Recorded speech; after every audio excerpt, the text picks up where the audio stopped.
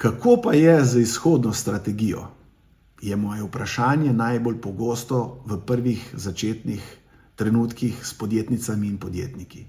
Torej zavedanje, da nismo večni in da enkrat bo treba tudi tukaj izstopati ali pa narediti nek korak naprej. Trije pomembni mejniki so sestavni del podjetništva. Prvi je, da ugotovimo ali da vemo, da se zavemo, da nismo večni. Ta drugi je, da razmišljamo o izhodni strategiji, torej predaji podjetja novim lastnikom ali dedičem. In ta tretja seveda je kasneje, da se nehamo vmešavati v posel, ki ni več naš posel. Podjetniki včasih začnejo prepozno razmišljati o tem, da bo podjetje potrebno predati in da če bo slabo organizirano, predvsem vodeno z mikromenedžiranjem, bo zelo težko prevzeti. In te statistike o propadih podjetij, družinskih podjetij in podobno so resnične zaradi tega, ker se premalo ukvarjajo ljudje s tem prehodom.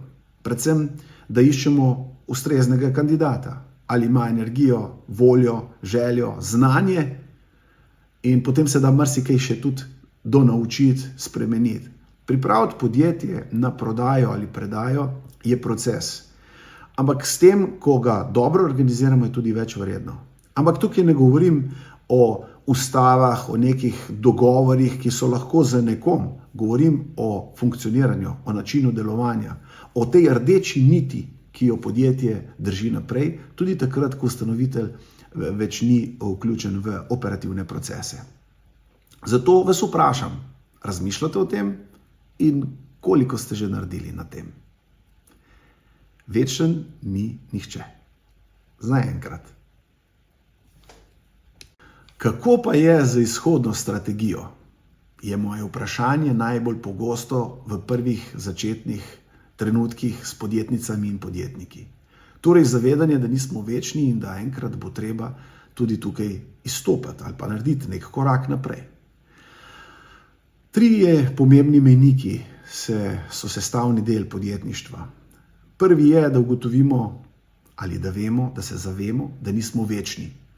Ta drugi je, da razmišljamo o izhodni strategiji, torej predaji podjetja novim lastnikom ali dedičem. In ta tretja seveda je kasneje, da se nehamo vmešavati v posel, ki ni več naš posel. Podjetniki včasih začnejo prepozno razmišljati o tem, da bo podjetje potrebno predati in da če bo slabo organizirano, predvsem vodeno z mikromenedžiranjem, bo zelo težko prevzeti. In te statistike o propadih podjetij, družinskih podjetij in podobno so resnične zaradi tega, ker se